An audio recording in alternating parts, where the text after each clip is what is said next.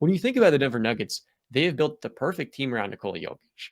They have one of the best 3-and-D wings of the last decade in Kentavious Caldwell-Pope, who even on an off night is making huge plays defensively and even slightly throwing Devin Booker off of his game. You then got Aaron Gordon, who is the best dunker in the NBA in the dunker spot. Not only that, but he's one of the most versatile defenders that occasionally will hit a turnaround three, or not, sorry, a turnaround mid-range shot or an open three. He's not a good shooter.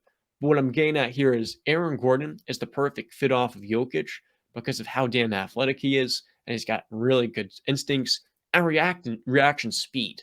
In this Denver defense, you need to help and then recover getting back to the rim because Jokic is not going to slide his feet fast enough if he's going up on a pick and roll 15 to 20 feet away from the rim. And that's where an Aaron Gordon tracing defenders from behind really is essential to them.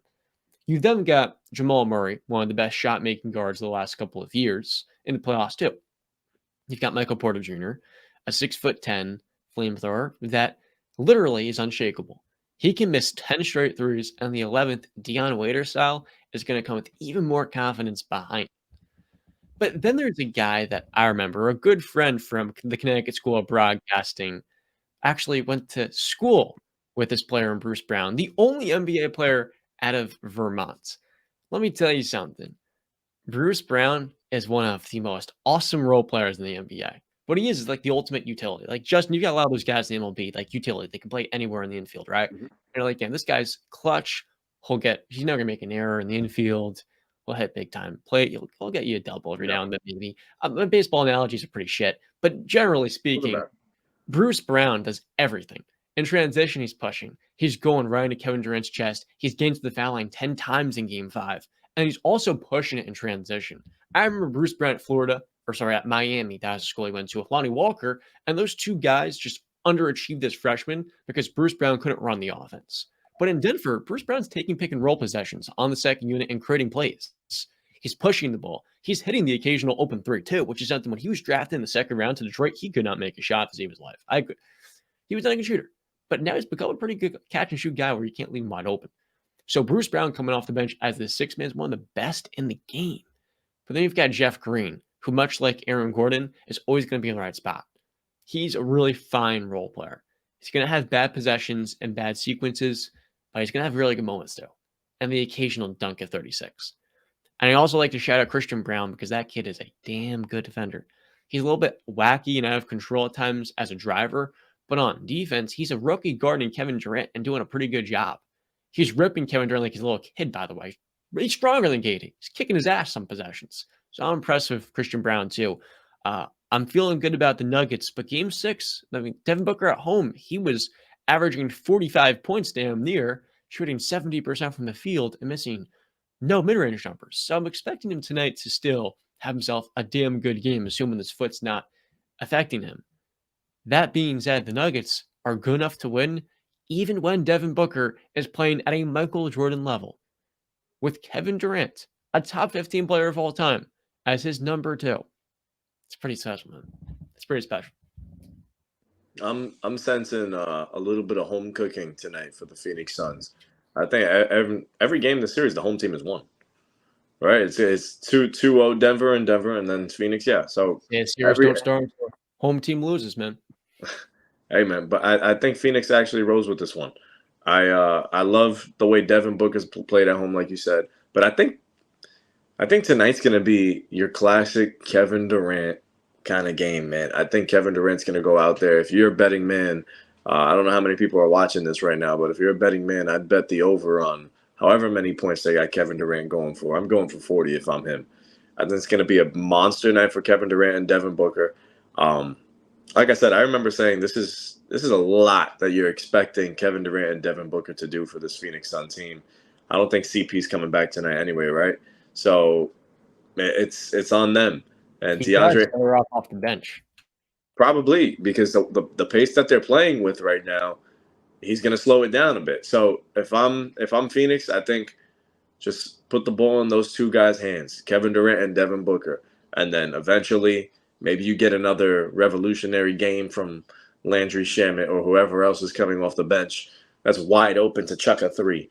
You just never know. It's a playoff game. Somebody has to step up. But I think Phoenix was my favorite to win the series. I lost faith in that. don't think that they're capable of going into Denver and actually winning 1-7, but I think they're capable of winning one at home. So I'm going to go Phoenix tonight for Game 6.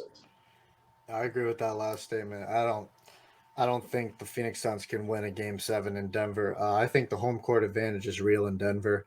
One underlooked stat, though, that I definitely underlooked was the Nuggets are 19-22 on the road this year for the regular season.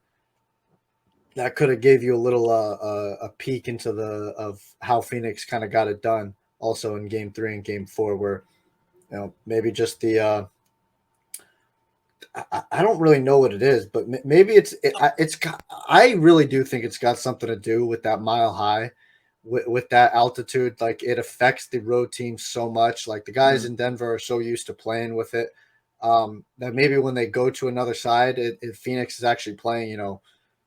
How they actually can play when they have a breath and they can actually freaking breathe. But yeah, but for me, it was Book was bound to have a bad game or a down game. I know he scored 28, but he did it on 42% shooting. I just expected he was going to have a down game. He was freaking playing incredible, outstanding performances from Devin Booker.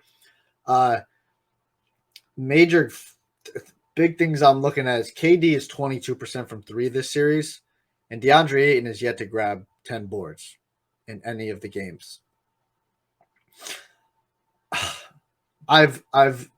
This series was so weird, right? We've gone 2-0 from Denver to be like Phoenix is done. They're not coming back for this. To Phoenix winning 2 games. Oh my God, Phoenix actually has a chance. I don't. What happens in Game 6? John, who did you say you got? You had who you got winning Game 6? Help me out here. It's going to be a toss-up. I think this is going to be a great game, but I might lean Phoenix in this one because I'm really expecting D-Buck to give like one last heroic performance. Yeah. And the Nuggets defense only has so much to throw at him before the open shooters just start to hit. So I think the Suns might win tonight, and that would be the team I favor. The Nuggets can still easily win. Yeah, that's kind of how I see it. It's such a tough game to call because Denver should win this game. I truly do believe it. Denver should win this game. But Phoenix has been incredible at home this series, and Denver's been crap on the road this series. So it's a hard one to look at. I have no freaking clue what's going to happen. I'm sorry. I wish I'd give you a better answer than that. I just have no idea because of how Denver's played on the road this year. And that that really could come to bite them in the ass in the conference finals, especially if they go up against the Lakers. That can bite them in the ass, not performing on the road very well. Because I do believe the Lakers can win a game in Denver. And if Denver can't win a game in LA, that ain't gonna work. I think Denver is a bigger home court advantage in the regular season because it's not like a West Coast road trip. You're in the middle of the mountains, and the only other team remotely near them, is the Jazz. In the playoffs, I don't think it's quite as big a competitive advantage because the guys are more used to it after a 2-game series in sequence.